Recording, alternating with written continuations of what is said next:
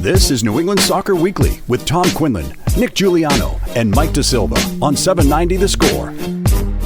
Well, we survived Swift-ageddon, but the hits keep on coming. And it just doesn't stop around here. Doesn't matter if you're an MLS team that plays up the road on Route 1, or it doesn't matter if you're a USL team trying to launch yourself into the Rhode Island stratosphere. Whew. A little bit of a tumultuous week, boys and girls, but regardless, we move on. We continue. It is another week of New England Soccer Weekly. Mike, Nick, guys, how are you? Have you ever seen someone eat as fast as Tom did That before? was incredible. I mean, a little behind the scenes here. Tommy, big gym guy. What are you doing the 4th of July? Fresh up. Oh, yeah. Get Nathan's hot dogs. in that contest. No, I hate hot dogs. Hot dogs are the most overrated summer food of all time. Oh, And rough. that's interesting. I hate hot dogs. Really? Never in your life have you Never liked have hot I dogs? enjoyed a hot dog. That's crazy. I could do sausage and peppers. I can do burgers. I could do steaks. I could do chicken. You can do steaks? Oh, that's true. That's Oh, right. no. Steak guy. Big steak king. Obviously, steak acknowledge king. me. Well, let's ask the audience who's better. Because we have a. Oh, yeah. Is it No. Mike? My picture. Or is it Tom? I'm not going to lie. I threw that up there for Tommy as kind of like a. Because I have an answer. I'll answer first. All right. Let's hear it. What do you got? It's Mike. Oh, Shocker. yeah. I mean, Tommy in his pan. if you're going by looks of the picture, it's Mike and then all of yours. Yeah. I'm the steak king. I really don't want to hear it. Anyways, You can't proclaim yourself if no one else agrees with you. which bad news do you want to start with first? Do you want to start with the roster issues of the New England Revolution? Do you want to start with a team that's lost 3 games in a row across all competitions, or do you want to start Rhode Island? I think we should save Rhode Island. Let's start between the Revs. Do you want to talk about the Hill stuff first, or do you want to talk about 3 losses in a row? Well, I mean, neither one are good. Obviously, the Hill stuff kind of popped up. That wasn't something that they expected or we expected to see. And I think you can say 2 losses. Yeah, you because that, can't count you that kind of got to game. factor that in. Still 3 losses in a row. Still 3 losses in a row. That's fair. Doesn't matter. It counts. It's a competition. Pittsburgh Riverhounds won on Wednesday night, by the way. So at least you lost to a team that's still in the Open Cup. So at least, maybe that's a little prideful thing. I don't know. Probably not. But It's kind of like the Bruins and the Florida Panthers right now. exactly. The Panthers are in the Stanley Cup I Finals. don't like and that, so I can't agree with that. Yeah. I really did think out of all 3 of the losses that we've watched over the last couple of games here, Saturday was the worst performance. Last Saturday versus Philadelphia was the worst I've seen this team probably all year. Again, a lot of us throw out that LAFC game because of what the circumstances were with that roster, who was hurt, who was coming in for the first time. Like, that game you throw away. Philadelphia, while you were still pretty significantly banged up and you lose Hill in the first half, that team just died. That team flat out got outplayed, and I was shocked, quite frankly, when Bruce talked about, we were tied at halftime. That's what we wanted going into the second half, and everybody to a man that I talked to after the game on Saturday night and at training earlier this week said they should have walked out of there 100% with points versus Philadelphia. Am I the only one that thinks that's crazy? Go ahead, Nick. I was going to say, not with what you saw with your eyes. I can't agree with the players or the coaches after what you saw for the 90 minutes. I actually have a way that they could have if it happened that way, but it didn't. They just weren't inspirational and creative. Once Hill went down, you saw a completely different team, which I don't blame them. Mentally speaking, when you lose someone like that at that juncture of the game, even when it's 0-0, and then the way that Philadelphia ended up scoring the first goal and the second goal, it's deflating. So I wouldn't necessarily think that they could have left there with what we saw with points. Yes. And the other problem is once that team goes down without your captain and your best player on the field, it is an even steeper hill to climb. Like, that's the obvious fact, but you don't really have a guy out, they don't have somebody creative enough to replace Hill. Come in and create those No one chances can that are going to replace be Hill. dynamic enough to come back down 2 goals or 3 No one goals. can replace Hill, and then when you factor in the other players that are already out as well, it is becoming a difficult situation right now in the season. I mean, it just keeps mounting, guy after guy. There is after a way guy. that game could have went different if you want to go there. Yeah. Okay. So how do you think it goes different? Where they walk? I think out in of the there with 19th minute of the game. So Philadelphia came out flying again. This is the second game in a row where we saw the Revolution really on their heels for the first 5 to 10 minutes. But in the 19th minute, Ima Boateng crosses a ball to the foot of Bobby Wood at the 6, and you have to finish that. Whether you're the best forward on the planet or the last forward in MLS, that to me is a huge missed opportunity. And you're someone who attacks a forward on this team, so that to me is a issue. And if that is scored, maybe they do leave with points because a 1-0, even with what happened after the fact, it changes the complexion of the game. That to me, on the road, you cannot miss that opportunity. You can't. Yeah, I mean, we've praised Bobby for how he stepped into this role to start the season with Vriona still finding his feet, Josie not being anything really, and Bobby kind of being the right place at the right time and finishing and he was there. And he was there. You got to finish that. When you put in those positions, the veteran that he is on the road, you got to finish that ball. You have to absolutely finish it, and that's not to just blame the whole game on that one play. Absolutely not. But that if you're looking at how that game could have went different, that's a definite part of it. Like Tommy said too, that the second half they just looked like they died. Like they just looked completely defeated. I mean, Petrovic felt like he was just getting peppered, and it just didn't feel like this team had the depth or was ready to kind of show up. They don't have the depth. Yeah. Well, they really don't. You got to almost throw that out the window, not to make an excuse, but you have 5 players on your starting that are injured or out for the season. But this was also the issue last year, sort of, where you had that back line get decimated a few times throughout the season. You had guys like Buxa leave and nobody be able to step in for them. Polster was hurt for some time. Polster, and that was the issue last year. And now you thought that had been fixed or at least repaired slightly. Coming into this season, we felt that way. We've talked about it many times, but then now you see I didn't see anything encouraging from the personnel that was out in that field. And again, on the road, rival, tough opponent. When you lose heel like that, you got to you'll get your mental. They'll look different this weekend, but I agree with that. So the way that you started off, I can't agree with that statement. I like that they're saying that. By the way, that's a nice team camaraderie type thing. Well, what else are they supposed to say? Sure. But the conviction that it was our self-inflicted mistakes on all 3 of those goals. And I'm thinking to myself, doesn't that take away from what Philly did to completely take you out of that game? Yes, it's almost like they're down. They completely downplay that Philadelphia team by saying all those mistakes were self-inflicted. That's not on us. But they were. That's the Bruce way, though. We've seen him do it with the referees. He's always looking for a scapegoat.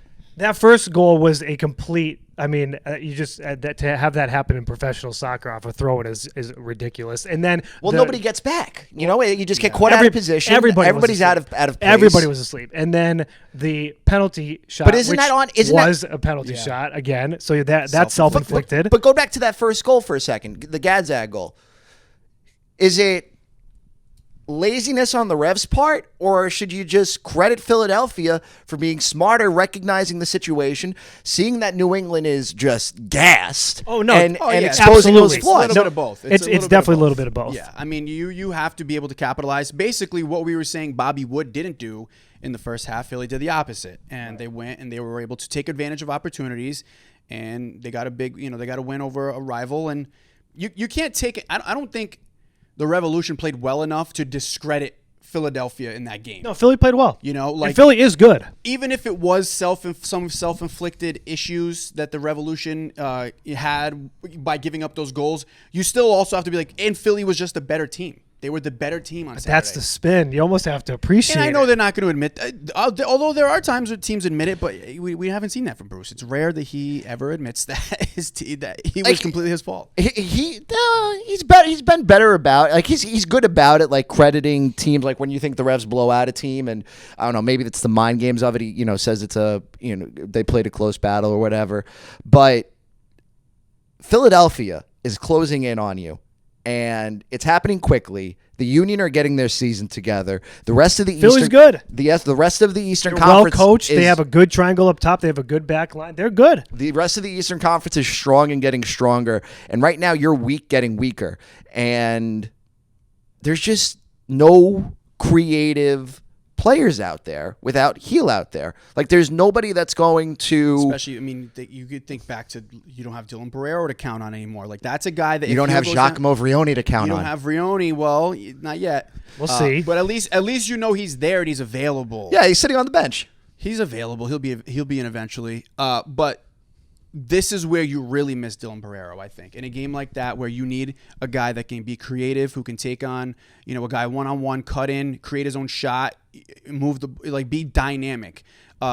We've seen flashes of that from Ema, but Ema is not that kind of player. He does the right things. He's he can be elusive on the wing, but he played much better against Philly. He Yeah. did, but he's not Dylan Barrero. No, and here's no disrespect to actually Dylan Barrero. I'm going to go a step further. You can't replace Carlos Heel in MLS. Oh no, absolutely not. It's almost impossible across rosters.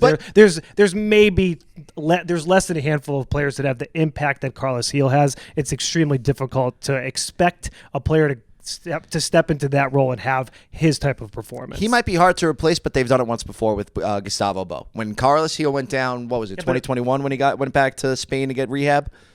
I think it was different team. It was the year before that, I think. Was it 2020 or 2021?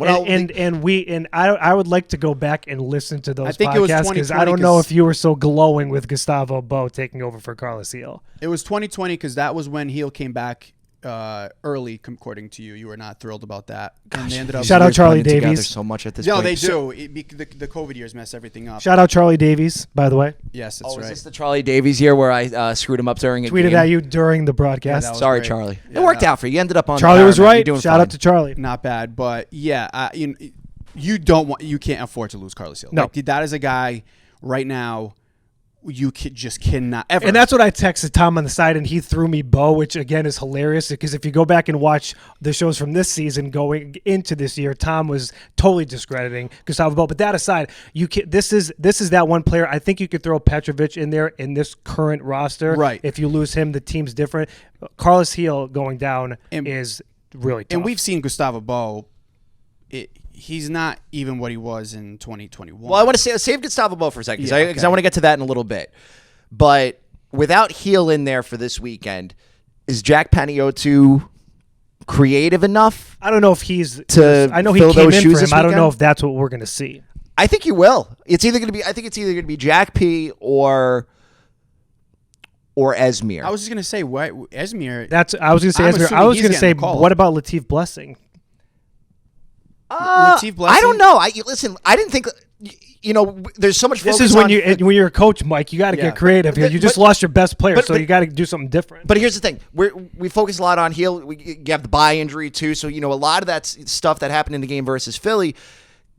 You forget how bad Latif was versus Philly the other night. That first half was atrocious. That was the worst half of soccer that he's had here in New England. It's actually 2 games in a row. 2 games in a row. Yeah. Fine. But I think that out of the Philly and the inner game, would you say Philly was worse with just the turnovers consistently? The first half passing into no man's land. The first half was rough. Yeah, and I like where he's playing currently. I think he plays better with Polster. I don't see him being a guy that's kind of all over the field or searching for the ball. I like Esmir in that spot. That's who I was going to recommend. I'm in with that. It's a lot to ask of a young player like is. that, but why not throw him in, see what happens. Do it before, and he is a guy a kid. I mean, he's so young, but didn't he have a hat trick in Revs too? He played. He was on like the team of the week. Was it Esmir or Jack P? One No, of I those think two it was had Esmir. a hat trick. I from what I've seen so far from Esmir in his time with the first team this year, I've really liked what I've seen. He plays very mature, very much, like calm. And that's the player you need at the 10. You need a guy that likes to receive the ball, that is calm with it, that can distribute, can play both sides. Gustavo Bo, we know, cannot do that. Is he even going to play? Right, but I'm saying if that's what if this is a longer term, you need some two-way player. You need a guy that can go back and receive the ball and can bring it up the field.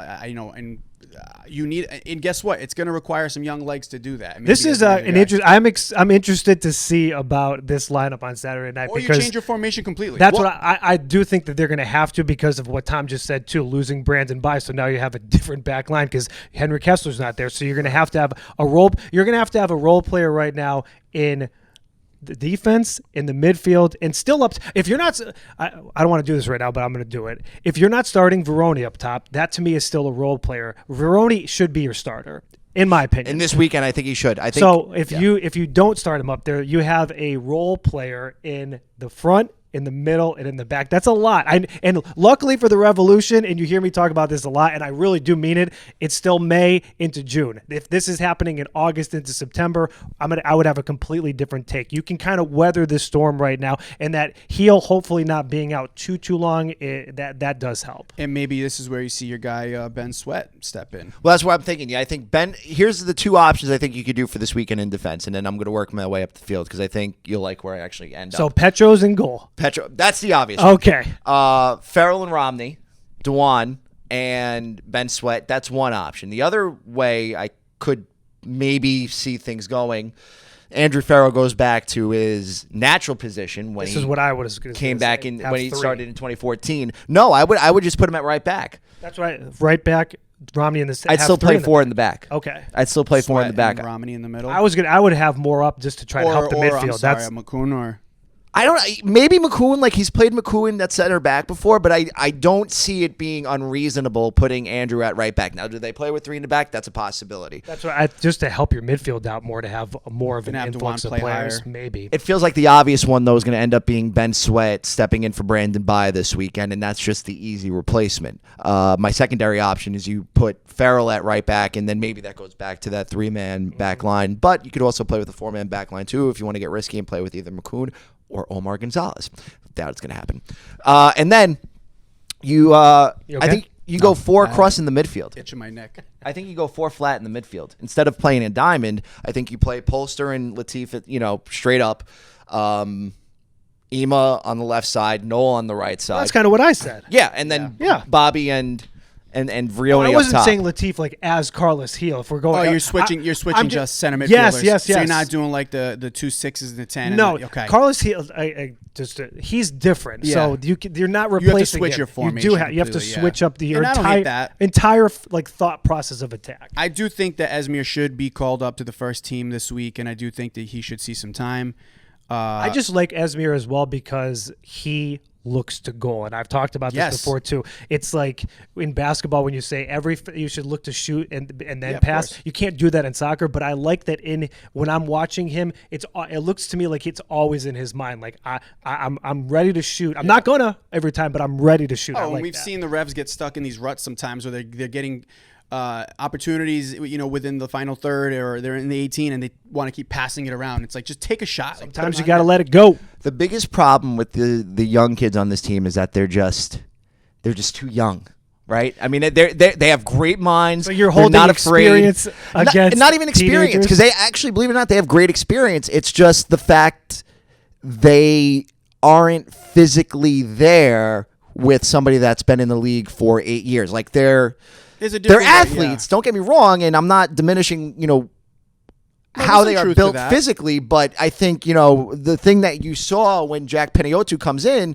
is that he's just getting out-muscled off the ball. Yeah. I've seen that a lot. You see that with Esmir whenever he goes one-on-one. Your point's right. It's valid. I mean, it is true. And it's not even just so much of their physical stature. It's knowing how to be physical. And using your body. And using your body against guys that are either bigger than you or just know how to do it right back. And that comes with time. Latif is only, 5'4", 5'5"? Yeah. And, I mean, first off, the guy's built like a UFC fighter. Yeah. And he certainly knows how to, again, use his body correctly to work guys off the ball. So it's just...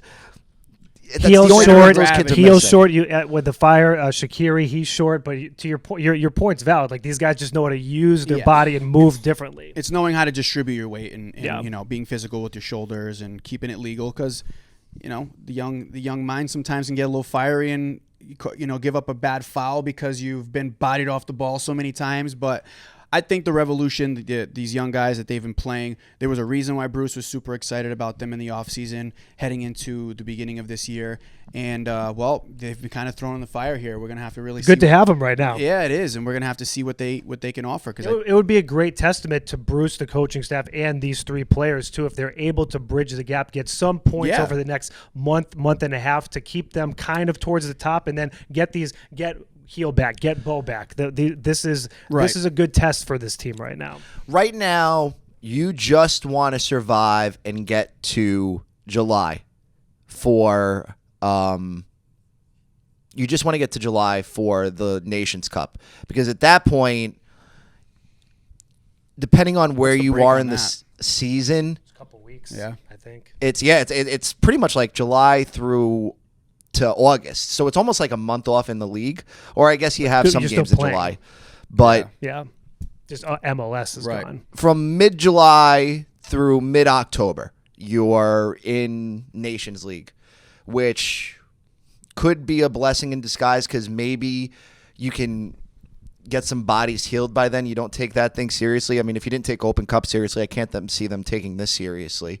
So unless you add some good depth pieces or you have some guys really come on here. But I think if, just get to July 15th, keep it somewhat relatively close to the top of the Eastern Conference, and then reassess where you are and just get those bodies healthy for a month between July 15th and August 20th. I don't table watch in the first 2/3 of the year, but I will say that it's hot take. It's beneficial that the Revolution had the start that they had because they're going through some turmoil. you can right afford now. This kind of Yeah. reminds me a little bit of that 2020 season where like they started okay, they hit a little rut in the middle with the injuries, and they barely. And the MLS is back tournament. MLS's back tournament, they kind of put things together towards the end of the season and made that run in the playoffs. It kind of is giving me that feel a little bit, and I do think that this is a better roster now than it was then overall. I know Bruce tried to kind of shake off your question, Tommy, but they will be looking to make additions in the transfer window as well. Let's talk about that after the break. It is New England Soccer Weekly. The Revs take on the Chicago Fire tonight, 7:30 from the land of Foxy Foxborough. I'm going to save that one. Foxy Foxborough. That's what Taylor called it Friday night. Yeah. Oh, no. Back with more after this. Okay, New England Soccer Weekly. It's Saturday. Hi, how are you? The start of summer is here. This is where I thrive, ladies and gentlemen. Let's go. I love that. Were you at Taylor Swift? I saw pictures from Patriot Place on your timeline. No, my sister was there, so I was you were- demonstrating what a cult looks like, and that was a good example. Wow. So you were Yeah. posting. You didn't even give your sister credit. I did not, because if you're family, by de facto, I get to take credit for your work. Okay. Respect. Yeah. We did survive it though. You put it very. We did survive Swift to get in. Yeah, and I live just a couple of exits from Gillette Stadium, and let's just say I avoided going north at all costs. I was there Friday. It was wild. Yeah, wild. Imagine gorgeous weather too. Which, by the way, it's going to be gorgeous weather. Besides Saturday, but That's what the Swiftie fans want. Anyways, they want the rain Show. concerts. How could you not want it? The matchup tonight versus Chicago should be interesting. We just went through. It is the best weather, just to finish your thought, that we've seen all year in 2023. Saturday Absolutely. night. It's going to be very nice. Absolutely. And then next week it's going to be in the 80s. It's just fantabulous. I But love this it. is your only home game for the month of May. So you got to win this one. This is probably the most important game of the month because It's the next one. well, not even that it's the next one, but it's the only home game you have, and these guys put an emphasis on making sure you don't drop points at home because of how difficult the road could be in this league. And after everything the Revs have experienced now and 2 straight road losses in league play, you want to bounce back this weekend at home against a pretty bad Chicago team. But Yeah, Bruce I don't know if says I'd say that. I don't know. I mean, they've had some good wins this year. They beat St. Louis earlier this year. That to me, so I don't think you can gloss over that. They haven't had a great start. If you look at the table, they're towards the bottom. They have 3 wins on the season, but St. Louis is a team that everyone's talking about that's had an incredible start to this season. No one can beat them. This team beat them, and by the way, this team beat them in St. Louis. So there is you don't just do that. That's a big win. Yeah. So I mean, there's something there with this Chicago team. I'd be lying to say if I'd said I've watched any of them. I know you spent some time watching them. Just real quick, what are the big things that you know about Chicago? So first off, that 3-3 tie at home, there is a little masked because the Fire got a red card in the 26th minute. Against Atlanta United. Yes, they were playing down a man. And by the way, they ended up scoring late to tie that game. One of the things, if you want to start off with the negatives of Chicago, which we talked about the Revolution last year, I haven't seen anything like this. They've given up 7 goals in the last 10 minutes of each game. many of them have come 5 minutes on. So into 5 minutes, the 85th minute on in stoppage time, this team's giving up goals like that. It's just that's a mental lapse. That's something 2022 Revs characteristic. Sure, that could be corrected, by the way, but that is something to note, even if the Revolution are down or tied, that this game is not over. They tend to take their foot off the gas a little too early. I really liked the play of Jordan Shaqiri, like I talked about in the first segment. He is a good facilitator in the middle. He's another short number 10 guy, but he's got pretty good vision. And 19-year-old Brian Gutierrez, who has 4 assists on this year, he has a goal as well. He's kind of like a Noel Buck and an Esmir and a Jack for Chicago. So he's another player that the Revolution are going to definitely have to look out for. And in the back, Shios, he anchors the back, and he's a player that scored. He scored that one goal actually off the bench against St. Louis. So the Fire are at the bottom of the table. Do I think the Revolution in this current state should get 3 points off of them? I do. But again, you never know. You got Kai Kamara returning back here to New England as well. Fan favorite for many years. Yeah, he's been on and off playing. I know he hasn't really played as much the last few games, but always a threat, especially aerially. He scored a really nice head ball goal in one of their most recent games as well. So this back 4, 3, 5, or whatever they're going to do, there are players to watch for sure. Has this team shown enough mental toughness for you? Like, have you do you think like this losing streak gets prolonged, or they just nip it in the bud this weekend, the refs? Well, I mean, I can't really answer that until I see, but my answer right now, unfortunately, is no. And I think you don't see this ending. No. It could end, but up until now, because the last 2 weeks are mental games that they drop points on. So I do think mentally, I like the message after the game, after a loss like that. But this is a test, and this game against Chicago in May. By the way, it's not a must-win for me. If they lose, this isn't the end of the season. No. I want it's more to me about how they play with this new iteration of 10 players on the field against the team that they're expected to be. It is more of a mental game to me than what the result is. And we've also seen they play their best when there's a consistent lineup, when there's when players understand what their roles are.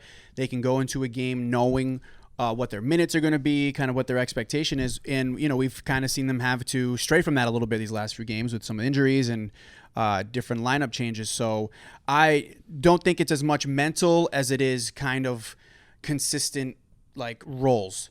So I'm not ready to sit here and say that they don't have the mental strength that is required from them right now until I actually see if they have the same lineup consistently and they come back from these injuries middle to late in the season and they're still dropping points like that, then I'd have a little bit of questioning with their mental strength. I agree with that completely, and that's why it's a difficult thing to ask. But I do think that this is for these 10 players. You saw what happened on the field, and I don't fault them. It would happen to anybody. It would happen to anybody in any it's your field. Captain, yeah. When your best player, regardless of what your job is gone, everything changes. Everything's different, and the way that they responded in Philadelphia, in my opinion, is human, but it's not what you want to see. Yeah. And it's also very easy for me with a microphone to say, they should have been able to rally easily. It just doesn't happen when you lose Carlos Gil. It doesn't. Right. And I don't.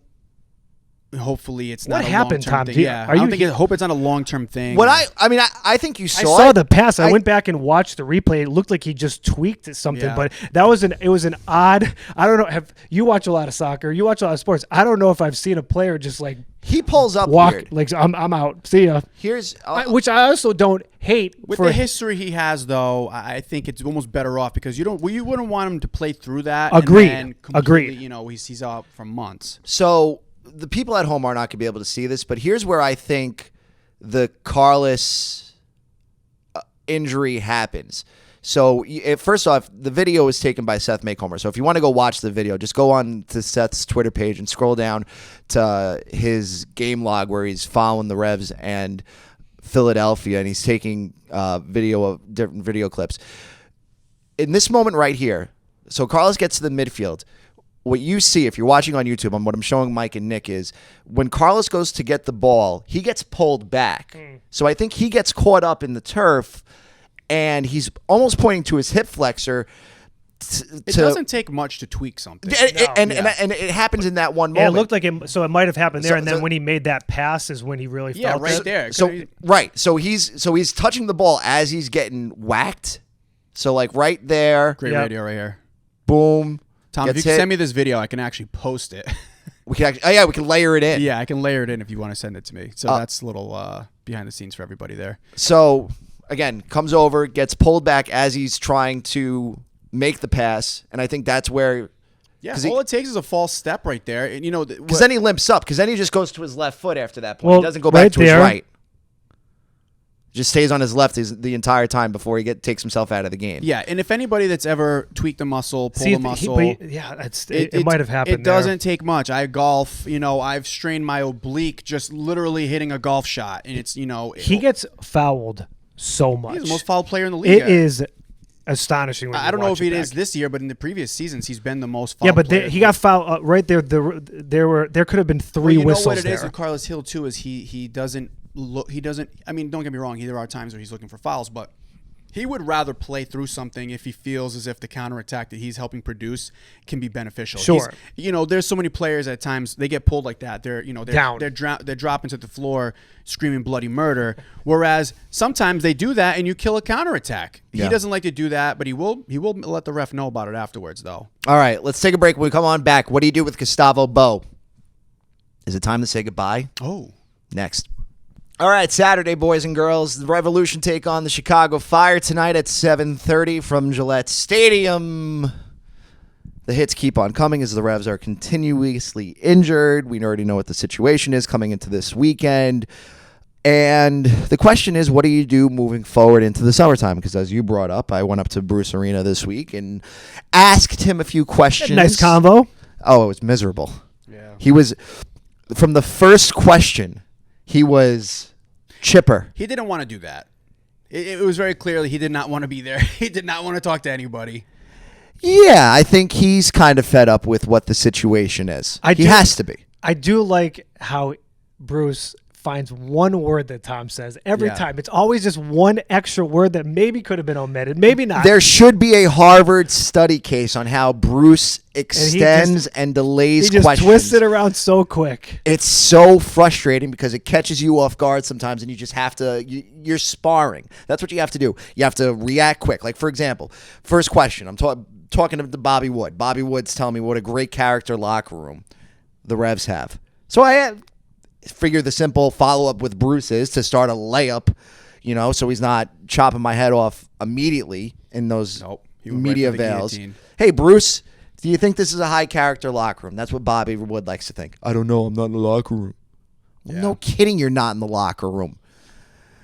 Yeah. From the first question! Yeah, from the first question, he was not happy with you. Sorry if you're listening in your No, pods right now. Tom did a good job backing he the did? microphone Okay. up there. Yeah, I thought that was pretty good. It's just, it's you bang your head off the wall sometimes. And where I got frustrated was, this is what frustrated me. Last year, after, I think it was a loss to New York City FC, might have been either late August, early September, Bruce comes into the press conference room with us and says, he's just going through the list of things that just weren't going right in 2022. One of the main things that weren't going right in 2022 was getting Gustavo Bo back on the field quicker after sustaining another lower body injury, which I believe at the time we thought had something to do with his leg. Does it pertain to his knee? Whatever. Bruce said he wanted his training staff, in hindsight, to get Bo out there more quickly. Now, based on just what's gone on with Henry Kessler here, having repeat injuries pop up again, it kind of makes you feel like if Gustavo Bo is dealing with a knee injury, it's probably something that's lingered over from last year to this year. So for Bruce to spin it as this injury has nothing to do with last year's injury, I don't know if I'm buying that. This isn't the world of news and politics where a lot of these people have to be held accountable and tell the truth all the time. Bruce is a BS artist and can BS me all day. Fair.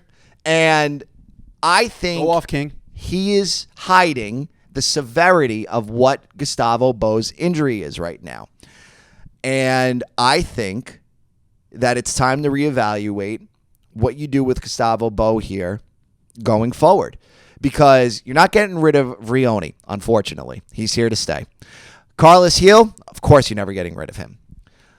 Gustavo Bo is the only thing left in terms of a piece that I think you can move that can be that major roster shifting addition that you need to have, I think, to really make a serious cup run here. Because if this is the roster that you're going to go with for the remainder of the season, there is no serious cup run that's going to come. And if you're going to add another designated player, the only way you can do that, in my opinion, is either renegotiate Gustavo Bo's contract, to which he's now a Tammer Gam player, or you just send him back home to Argentina. And I know Gustavo Bo loves it here. And he is a franchise-changing player. You challenge him to a stake-off. I would love to have the stake-off still with Gustavo Bo. This is not the way to do it. My stakes are better than your stakes, Gustavo. Not Mike's, though. I don't know about that. Definitely not Mike's. Yeah. But despite the fact that Gustavo Bo is a franchise-changing player for this club, despite the fact he has provided you some unbelievable moments, including a game winner in the playoffs versus Montreal in 2020, he's not getting any younger, he's not getting any healthier, and for all intensive purposes, he's taking up a roster spot right now. If he's not going to give you more than half a season's worth of games here, what's the point of keeping him? So to me, it was really, I was looking forward to this season watching Carlos Heel, Gustavo Bo, and Giacomo Vrioni playing a triangle on top. I thought that was a really strong, I didn't know if Vrioni is going to live up to Buxa, but I was really excited to see him play with these two players. And it's another season so far that's been lost on that because Bo's been hurt. Vrioni has, coming into the season, hurt, hasn't got the minutes, isn't ready, or for whatever reason, in Bruce's opinion, to be that starter. So I can't fully disagree with Tom in this moment because he had that type of evidence is there. Yeah. I do think that if they're able to come back, even in the limited time I've seen Giacomo Vrioni, I think playing with those two players will be highly beneficial and you'll see a different player. But we don't know if that's going to happen because we don't know how hurt Bo is and Heel's hurt right now. Well, here's some news coming in here as we record on Thursdays here, and Bruce is actually speaking to the media right now. And he just said that he expects Carlos Heel to be available Saturday night against Chicago. Okay. But that's going to be fully determined after training on Friday. There you go. So by the time you hear this, you'll know whether or not Heel is available for the game against Chicago. Is this the game even rushing back for? No, let's not do it. If he can play, he will play. Yeah, that's you saw enough time last Saturday night. He got hurt. He took himself off the field. He walked off. He didn't ask, "Hey, can I come off?" He walked off. Preventative. If he's ready to go, he will be on the field. Yeah, he and we this again. We started off the show like this. Charlie Davies, shout out to him. 2020 season is really getting its shine today, but that was the same thing that year when Hill, if he feels like he's healthy, training staff feels like he's healthy, he'll be on that field. That's a hell of a comment there. I was not expecting to see today for sure. So I guess live reaction, Tom. I like that. That's somewhat of a relief that it seems like you may. Well, at the very least, he's not going to be out for a long stretch of time, which is the most important thing. Even if you don't see him against Chicago, to know that he's at least potentially available this week is big, knowing that he's not going to miss a month. All right. But I still do. Yeah. I hope that we get to see it. I don't know if we will with all that's going on, but if we got to see Heel, Bo, and Vrioni. It's not happening. Okay. It's never going to happen the way you want to see it, unfortunately. It's Vrioni's fault. But we're not going to spend time on Vrioni because there's so much more to talk about. Why get wrapped up with a guy that's just going to make you angry? Make who angry? Me. Let's take a break. When we come on back, what's going on with Rhode Island FC? What did we learn this week? Next. All right, wrap it up, New England Soccer Weekly here on this gorgeous Saturday. A wonderful Saturday. Thank you, Nicholas. Welcome. So, Rhode Island FC. Boy, have we kind of Tommy takes lived on a new on level. Tommy takes Wednesday night. Roller coaster ride of just emotions. Breaking news. Yep. Not sure if he should have, but did it? No, it's all right. It is what it is. He's a news guy. Yeah, business first. I would have never thought to do that personally, but I'm not a news guy. It is what it is. the news that we gave you out on Wednesday night earlier this week is that Rhode Island FC is not going to be opening their Tidewater Landing Stadium until 2025, which for the doubters and the naysayers that live in this area, W for them. it's a big W for them. Comments under Tom's Twitter Yeah, it feed. was so good. Yep, they All the were all boomers. about it. The vicious taxpayers of Rhode Island who are holding McKee accountable to every dime of this stadium are playing the I told you so game this week. And I'm not losing faith in this thing yet. No. You know, there was nothing that said, I think a lot of this has to do, first off, with the pandemic, then with the inflationary issues that we deal with today. Those compounded have made life miserable for the developers at the Tidewater Landing project. At the end of the day, the steel is still bought. They've invested over $28 million of their own capital into this project. State funds don't get kicked in until the end here. So there's still a lot of those bits and pieces that people overlook because they want to see another 38 Studios, which if you don't know what 38 Studios is, go on YouTube one day. It'll change your opinion of Kurt Schilling. Yeah. So the news we learned this week, stadium's not going to open in this area until 2025. All of 2024 is going to be played at a neutral field. ABC6 had a story yesterday that they posted on their website, and then they took it down, that Pierce Field is out of the running for Rhode Island FC, and then I guess they retracted the story because it's no longer online. But that rumor was out there for a second. We had technical difficulties with our interview with Mayor Bob DeSilva, but we did speak with him on that, and he did mention that there are requirements from the USL that right at this current state where the Pierce Field currently stands, they don't have those requirements. Right. So whatever it was, he didn't. Pretty much it comes down to right field now. dimensions. It comes down to locker Yeah, it's rooms. field it comes dimensions, down that's to what it was, yeah. Facilities. So if not there, where, Tom? I think Cranston is one of the places. What is it? The Cranston Stadium. Cranston Stadium, they have. Is that where we played the Teddy Bruschi celebrity that's football where we game? Play there, yeah. Nice. Cranston Stadium, they do have somewhat of a makeshift locker room. It is a large field. Yeah. But that would make sense to me. I just PC probably still makes sense. Yeah, some of those like the Brown PCs make a lot of sense because they've hosted big, professional sporting events there before, soccer being one of them.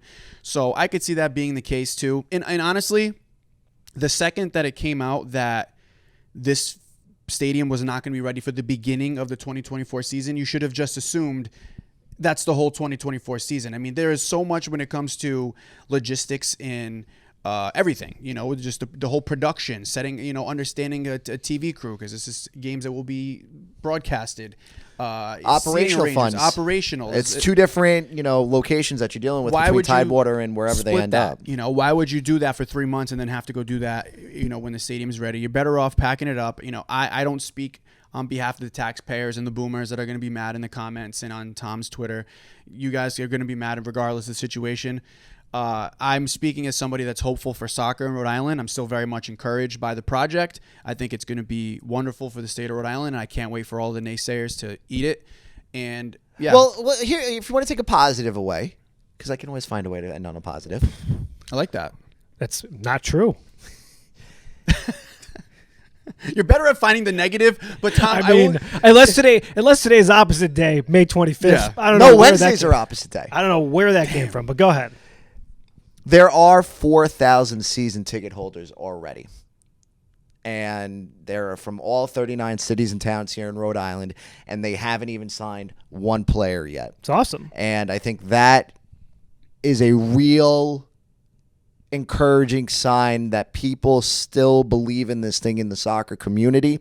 And then once Cano Smith and Brett Louie are able to start getting their hands dirty with who they can pick up player-wise, then you're really going to start to see a turnover here. And don't forget that you have the Ipswich Town connection with Brett Johnson, who owns the team, who also owns Ipswich Town, who is Ipswich Town players going to come here to Rhode Island. I'm getting the feeling that you're going to see at least one Ipswich player here in Rhode Island. At least one. There's guys they are now in the championship over in England. After their promotion. So congratulations to Brett and the team over there. But if there's a guy there that's maybe not getting as much playing time, not as many minutes, going to play some professional ball over here in the States and kind of make a name for yourself. I think it's tough too because and we're all part of this. Like you hear Rhode Island FC and you want it to be done like that, and there's just so much behind the scenes. And then in 2023, with all the other challenges that these teams have, that Tom, any business has trying to get up and running, like it's just going to take some time. June 1st, yes, they are able to start reaching out to players and start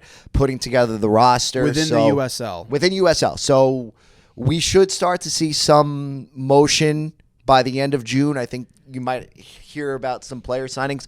I can guarantee you by the end of June, you will know where this temporary stadium will be for 2024. Yes. The management team is all over it over there. They're well buttoned up. I think they've got a great plan going forward. It's just you have to deal with what you have to deal with right now with the mitigating circumstances of the world climate. Yeah. And, Tommy and I were fortunate to, meet a lot of the front office staff this week. And they have Brett Louie, president, right from the league, was in headquarters for USL, has a ton of experience and, top to bottom. He looks like he's our age. He does. He might be like 39, 40, but I hope I look that damn good when I get to that age. Yeah. Because he's sharp. He's a sharp guy, but he's sharp in his mind. He's sharp dressed. Very sharp. It's a good looking staff, but they're all what I took away from it the most is that they're not accepting mediocrity. They have put so much thought and focus into every single decision that has been made thus far and the decisions they're going to continue to make. I know a lot of our supporters, a lot of our listeners are very excited about having this team here in Rhode Island, and you should be. And that's not we're not getting paid by them. This is something that we truly believe. And when you have someone like Brett and Michael Parkhurst involved exactly. too, that you're going to get that. Listen, Brett Johnson is not just a soccer guy. He's a fan. He's a fan, and Tom and myself had this. It was like keep in mind, this guy just had a team promoted to the championship in England, and he's talking to me and Tom. He said it was his marriage, the birth of his children, and that feeling, and that's what he wants to bring to Rhode Island. So we'll never get promotion relegation here, but at least a championship. But you get a championship. It was a championship. Yeah. It was a championship. That's what they won there, and now they got promoted because that's how they do it there. But here he wants to bring trophies and hardware to Rhode Island. So that's our little rah-rah. Forget about all the noise and all the stadium talk. You'll be watching games there in 2025, and you'll be watching them somewhere in 2024. But you know where to come if you want breaking news. So There you go. Anything else you want to say goodbye on? Bruce. Great. Thank you.